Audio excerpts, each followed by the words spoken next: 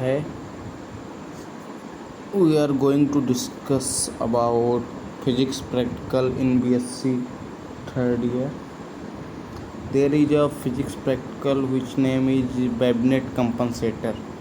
इस प्रैक्टिकल में हम क्या करते हैं, इस प्रैक्टिकल में हम इलिप्टिकली पोलराइज्ड लाइट का रेशियो निकालते हैं। इससे इलिप्स का हमारा एक मेजर एक्सिस होता है, एक माइनर एक्सिस होता है, तो उसी की लेंथ निकालेंगे इसमें। तो कैसे क्या करते हैं, पहले हम सेटअप जान लेते हैं क्या क्या है। ये हमारा एनालाइजर है, ये बैबनेट कंपनसेटर है, एंड दिस साइड पोलराइजर लगा हुआ है। ये हमारा मोनोक्रोमेटिक लाइट है। यहाँ पे हम वाइट लाइट का भी यूज करेंगे, वो हम आपको आगे बताएंगे। फिर रीडिंग कैसे लेना है, इसकी लिस्ट काउंट हमारा 0.001 मिलीमीटर होती है। So by moving this anti clock and clockwise we can measure from looking here something written.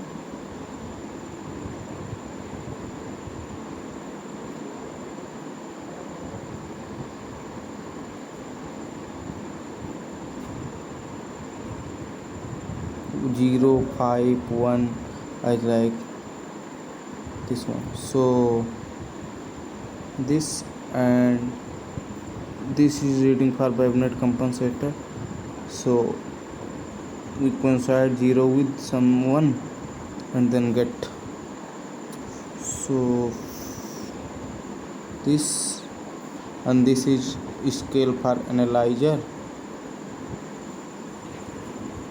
This is our polarizer.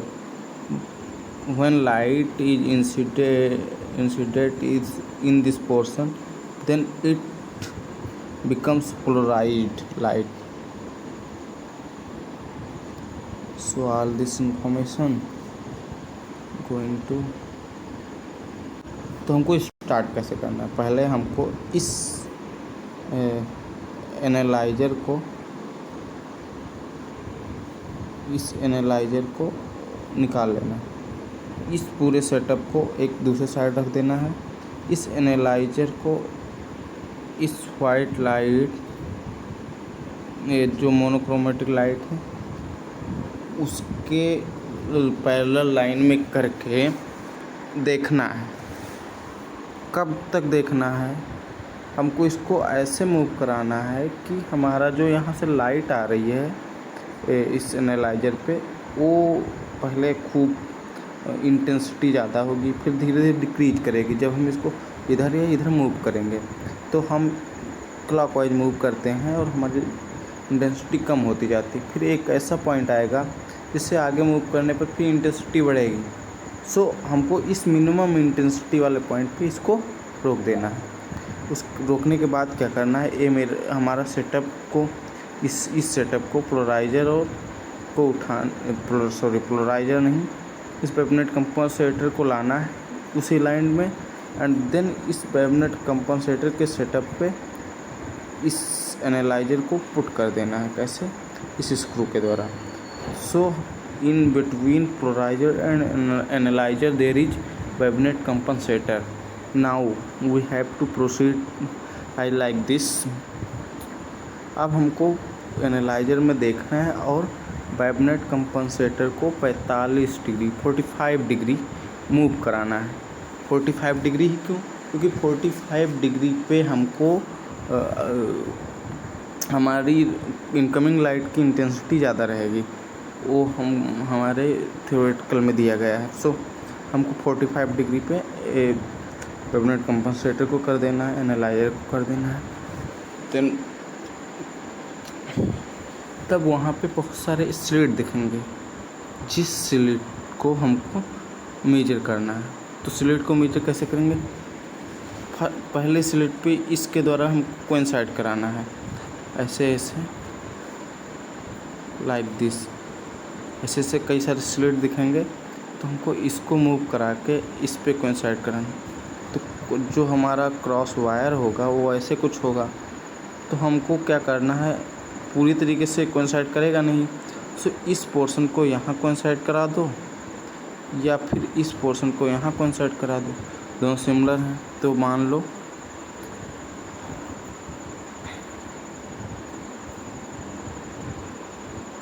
मैंने क्रॉस वायर के इस पोर्शन को ऐसे कॉन्सेंट करा है।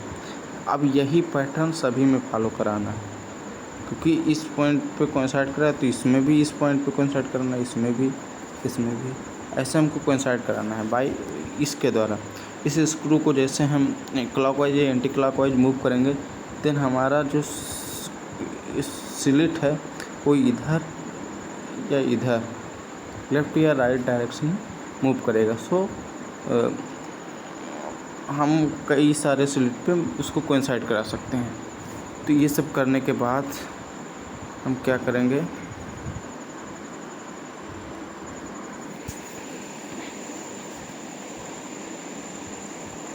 यहाँ पे हम बताने जा रहे हैं आपको कैसे लिखना है, क्या लिखना है। यहाँ पे क्या है, पहले वेवनेट कंपनसेटर ऑब्जेक्टिव अपना लिखना है, वो to determine phase difference in two orthogonal plane polarised components. Phase difference निकालना है, orientation ratio of axis, major minor axis, alpha beta minor, direct motor, हम ये ठीक है। सो यहाँ पे अपरेटस क्या लगेंगे, हमारे वेवनेट कंपनसेटर लगेगा, मोनोक्रोमेटिक लाइट लगेगा, सोर्स ऑफ सोडियम लैम्प रहेगा, वाइट लाइट सोर्स रहेगा, क्वार्टर वेव प्लेट जिसको हम क्वार्टर वेव प्लेट रहेगा, और निकोल्स पोलराइड्स रहेंगे, आई पीस रहेगा, रीडिंग लेंस रहेगा, प्लम्ब लाइन जो होंगी वो होंगी, कोलाइमेटिंग लेंस भी होगा। सो फार्मूला कौन सा यूज करना है फेज डिफरेंस के लिए, पाई इंटू एक्स इंटू अपान एस, जहाँ पे एक्स हमारा लीनियर डिस्प्लेसमेंट होगा। अब इस ये टर्म आगे कैसे आएगा ये देखेंगे। यस हाफ ऑफ बैंडविड्थ होगा। अब एक्सपेरिमेंट अरेंजमेंट जैसे हम अभी आपको बताए थे,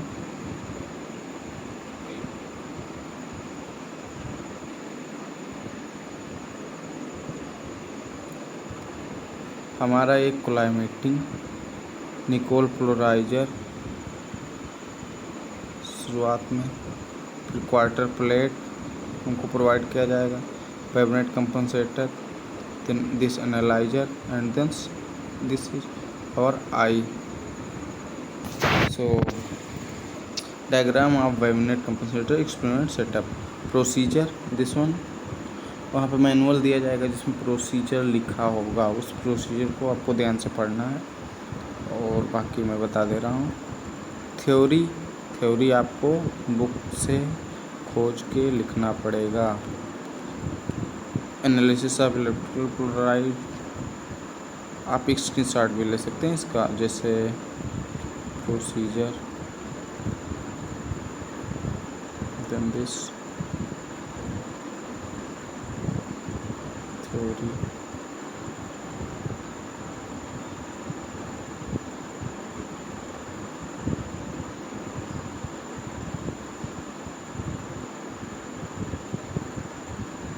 अब observation table for fringe width, least count of micrometer screw, जो ऐसे मूव कराने को बोल रहा था, इससे हमारा जो स्लिट है वो डिस्प्लेस्ड होगी, उसका लिस्ट काउंट मैंने 0.001 बताया था, बट नहीं 0.01 मिलीमीटर होता है। सो अब आगे यहाँ पे जैसे मैंने वो सेटअप किया, क्या किया, एनालाइजर को पहले एनालाइजर से वाइट लाइट को देखा, मोनोक्रोमेटिक लाइट को देखा, फिर उसको लीस्ट इंटेंसिटी पे किया, फिर सेटअप को अरेंज किया, देन वेवनेट कंपनसेटर को हम ऐसी स्थिति में करेंगे 45 डिग्री सेल्सियस पे 45 डिग्री रोटेशन पे रखेंगे वेवनेट कंपनसेटर को, फिर ये सेटअप, ये अरेंजमेंट हमारा हो गया। अब हमारी लाइन क्रॉस वायर किसी लाइन से कोइंसाइड भी कर सकती है, नहीं कर सकती है। यदि कर रही है तो वो यहाँ पे नोट करना है। अगर नहीं कर रही है तो हमको जो स्क्रू दिया है वो उधर एंटी क्लॉकवाइज या क्लॉकवाइज घुमा के उसकी रीडिंग पढ़ के हमको यहाँ पे नोट करना है। एक क्रॉस वायर यहाँ कोइंसाइड कर गया, इसकी रीडिंग ये हो गई। अब नेक्स्ट फिर इसको मूव करेंगे तो एक क्रॉस वायर किसी, मान लो इधर को हमारा स्लिट जा रही है, सो क्रॉस वायर इसको कोइंसाइड करेगा, फिर हमारा ये रीडिंग आएगा। फिर और करेंगे तो ये आएगा, ये आएगा, ऐसे हमारी रीडिंग आ जाएगी। फिर हमको पहले, जैसे हम यहाँ पे 6 रीडिंग लिए हैं, अगर आप 8 लेंगे तो आपको इसको चौथे से मिलाना पड़ेगा, जिस तरह सेकेंड ईयर में न्यूटन रिंग में करते थे, सेम उसी तरह।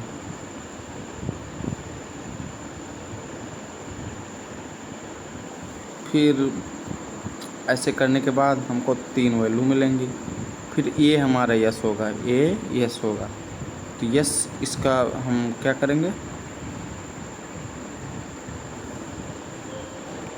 इसका हम क्या करेंगे,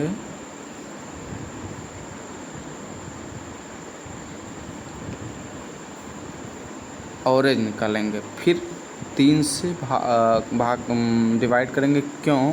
क्योंकि यहाँ पे 3 का डिफरेंस है। अगर आप 8 लेंगे तो आपको 4 नीचे 4 एवरेज लेने के बाद 4 से डिवाइड करना पड़ेगा, इसीलिए यहाँ पे 3 × 3 लिखा है।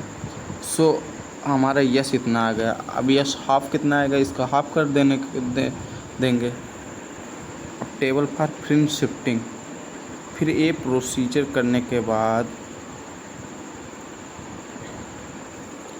हमको जो है, जो वहाँ पे हमारा मोनोक्रोमेटिक लाइट से हमारा रेज आ रही थी, प्रकाश आ रहा था, उसको दफ्ती दिया जाए, वो वहाँ पे रखा रहता है, उसे ढक देना है, क्योंकि मोनोक्रोमेटिक लाइट की अब ज़रूरत नहीं है।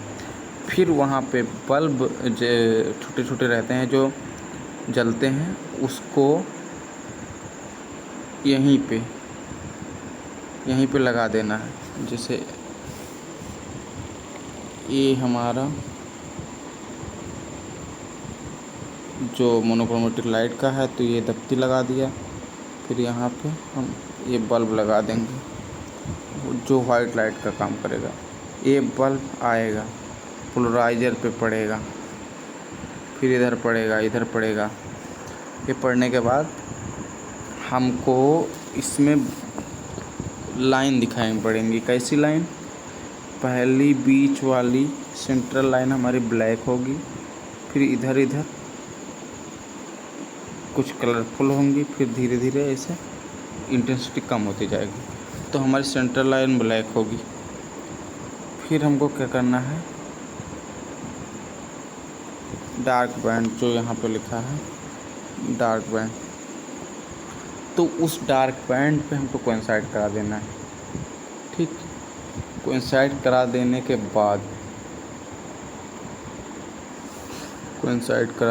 बाद अब हम क्या देख रहे हैं कि जो हमारा डार्क बैंड है उसकी रीडिंग हमने ले लिया। अब हमको माइका शीट प्रोवाइड किया जाएगा।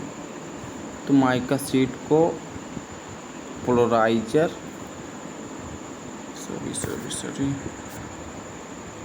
माइका शीट को पोलराइजर और बैबनेट कंपनसेटर के बीच में रखना है। पोलराइजर और बैबनेट कंपनसेटर के बीच में माइका शीट कुछ ऐसे रखी जाएगी। माइका शीट रखने के बाद जो सेंट्रल डार्क बैंड जो बना था, इस पे हमने क्रॉस वायर अभी कोइंसाइड कराया था, वो क्रॉस वायर कोइंसाइड ना करके हमारा जो ये डार्क बैंड है माइका शीट रखने के बाद लेफ़्ट या राइट, मतलब क्लॉकवाइज या एंटी क्लॉकवाइज डायरेक्शन में मूव करेगा। जिस डायरेक्शन में मूव करेगा उसको लिख लेंगे क्लॉकवाइज डायरेक्शन या एंटी क्लॉकवाइज डायरेक्शन। फिर कोइंसाइड करा के हम उसकी रीडिंग लिख लेंगे। उसके बाद इस इसका और इसका डिफरेंस ले लेंगे, जो हमारा ये आ जाएगा, क्या आ जाएगा, x आ जाएगा। x आने के बाद टेबल बार बीटा। अब इनिशियल पोजीशन ऑफ बीटा हमने 45 डिग्री रखा था। बीटा क्या है, वेवलेट कंपनसेटर का जो पोजीशन था वो बीटा है। अल्फ़ा क्या है, अल्फ़ा हमारा है जो एनालाइजर में मैक्सिमम इंटेंसिटी के लिए जो पोजीशन रखी जाती है वो हमारा अल्फ़ा है। तो बीटा 45 डिग्री हो गया। फिर final position of beta. Beta कैसे मिलेगा, देखो माइका सीट रखने के बाद हमको यस मिल गया, ठीक, हमको यक्स मिल गया। अब हम क्या करेंगे, माइका सीट को रखा रहने देंगे, हम वाइट लाइट को हटा देंगे, फिर मोनोक्रोमेटिक लाइट के लिए दत्ती को भी हटा देंगे, तो मोनोक्रोमेटिक लाइट हमको मिलने लगेगी जो माइका सीट पे पड़ेगी, जो पोलराइजर पे पड़ेगी, फिर माइका सीट पे पड़ेगी। अब माइका सीट पे पड़ेगी तो हमको जो ये डायरेक्शन है ये क्लॉकवाइज है, तो हमको एंटी क्लॉकवाइज जो वेवलेट कंपनसेटर का स्क्रू है जिससे हम बैंड को डिस्प्लेस्ड करते हैं, उसको इसके अपोजिट डायरेक्शन में S/2 यस ए है, S/2 यहाँ से निकल जाएगा, उतना डिस्प्लेस करना है। तो जब हम डिस्प्लेस करेंगे तो हमारा जो क्रॉस वायर है वो किसी भी लाइन से कोइंसाइड नहीं करेगा। अब किसी भी लाइन से कोइंसाइड नहीं करेगा, फिर हम क्या करेंगे, फिर उसको कोइंसाइड कराएंगे। कोइंसाइड इस तरह कराएंगे कि जब कोइंसाइड करे तो इंटेंसिटी बहुत कम हो। अब कई जगह कोइंसाइड कर सकता है, लेकिन कोइंसाइड वहाँ माना जाएगा, मतलब उस रीडिंग को लेंगे बीटा की जब हमारा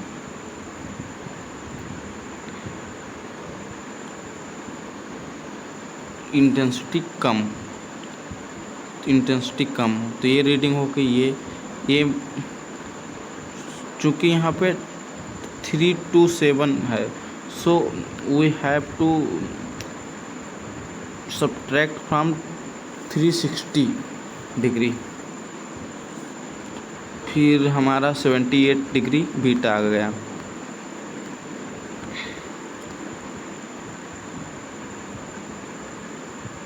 बीटा आने के बाद टेबल फॉर अल्फ़ा। अल्फ़ा की इनिशियल अल्फ़ा हम जानते हैं जिस पे हमको मिनिमम लाइट मिली थी।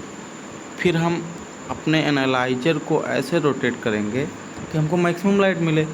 इससे जब हम यहाँ पे क्या किए, यहाँ पे हम किए मिनिमम यहाँ पे हम किए मिनिमम इंटेंसिटी के लिए, तो यहाँ पे अब मिनिमम है।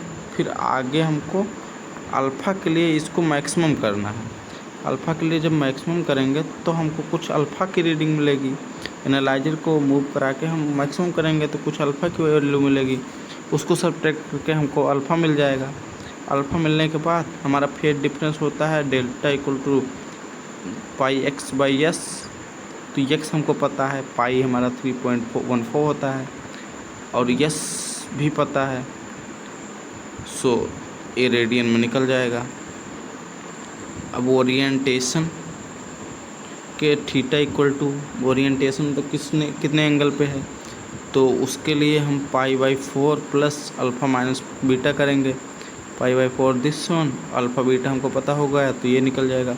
Ratio of axis A/B equal to tan theta, theta यहाँ से निकल गया, सो 1.15 रेशियो हो जाएगा। वेरिफिकेशन कहते हैं tan फाई, तो tan phi equal to tan theta upon sine 2 beta, ये रखने के बाद 2.9 और phi equal to tan inverse 2.9 करेंगे तो हमको कुछ फाई मिल जाएगा।